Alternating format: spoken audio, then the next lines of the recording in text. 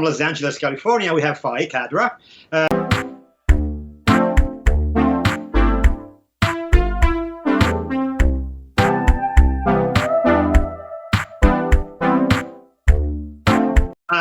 Fai, would you like to tell us a bit about your background? Yeah, I mean, I was born here in Los Angeles and have grown up in a couple different places in the world, in London and Dubai.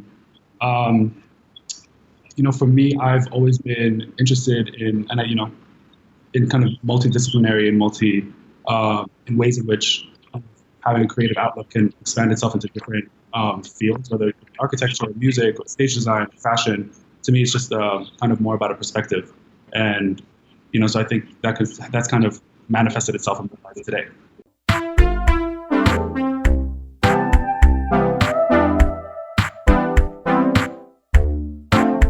Fai, you've been to Sterling's studio, right? What impression did it have on you? Yeah, I have been to Sterling's downtown LA, and I was honestly extremely impressed by their in different ways, and how some of the soft sculptures then became bronze sculptures outside, but still have the same feeling. And I think I noticed you're organized with all the ceramic tiling and all things really well organized, which is I think is great, because the studio sometimes can be super, super messy. So you kept it really pristine. It's been. Yeah, and I think what was really interesting was seeing how alive the studio was. You had a photo shoot going on at the same time for your brand in a different room. There's ceramics being in the kiln being made, and it felt very alive and really kind of like a great experimental space for you to kind of work. Yes, I just actually bought from Sotheby's stalagmite piece, just right there. And after I purchased it and really looked at the dimensions, I realized 19 feet.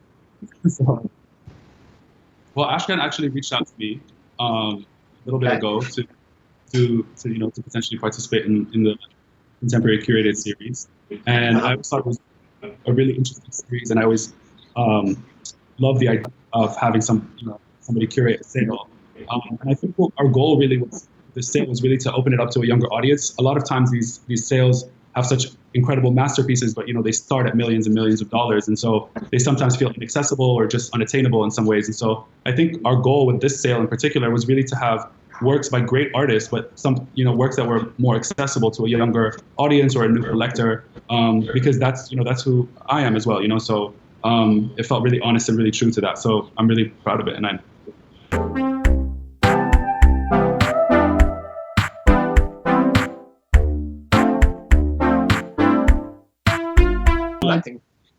I mean, for me, I've always my mom has had a store since I was really young, so I've always been around the fashion industry and always kind of grew up with fashion around me. So I think it's a beautiful way to express yourself and I think just like Sterling said, there's been such a huge shift in the fashion world to kind of like hug art. It's like even the way I think Kim, as artistic director of Dior, every season is almost a different artist collaboration, and I think that's just a pioneering way in the way fashion and art have kind of become married in a sense, and they've always been married, but I think just maybe more obvious.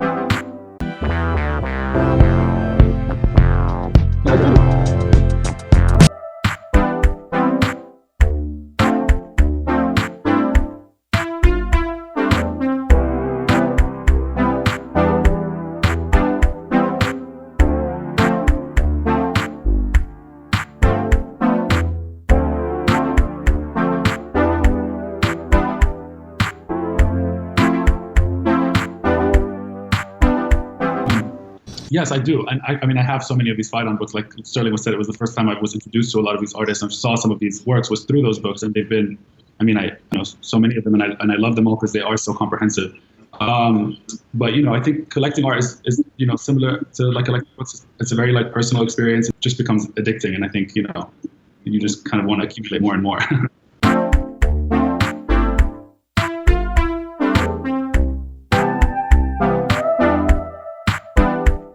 Troy, same question. I agree. I think it's been such an time to really kind of just take a look at the way we were moving. I think at an unprecedentedly fast in terms of life, flight around in a really fast-paced way. And I think this time has really forced everyone to kind of step back and reassess and prioritize all the things that really are important. And I think that's super important. And I think having these difficult times only creates for better art. Really, a lot of just when we look at art history, it's kind of going through the Great Depression or all these different movements. Artists have really taken on those difficult subjects and have created beauty out of it and have created incredible works out of it. And I think, for artists to take the time right now to really digest this time, and then in the next coming years or in the future, to really then be able to reflect on it and create works that speak to the way they felt during this time.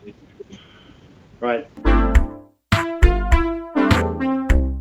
I think my parents are collectors, and I think I've always kind of grown up around art, and I've always kind of wanted to start my own collection. So it was always interesting to see going to different museums and going to different galleries, all the kind of pieces that I would one day hope to live with, of course. And it was it's still a process. I mean, there's a place here in LA that I really love, and anyone that comes to visit me in LA, I try to take them to. It's this place called the Weizmann Foundation, and it's this home in Beverly Hills. And he was just a great collector, really early on, and has since his passing has turned his home into a foundation. And so it's a free tour for anyone to go in, and just walking through this home in Beverly Hills and seeing all these incredible, you walk in the foyer, there's like a beautiful Clifford Still. In the next room, there's a Rothko and a de Kooning and a Bacon and all these Oldenburgs and all these beautiful works. I mean, every part of the house, every corner is filled with a painting. I mean, there's works on the ceilings, so so I, kind of have, I think it's such a beautiful story to have a collector like that who kept all his collection in his home and has opened it up as a foundation for people to come and see how beautiful it is, how important it is to live with art. Yeah.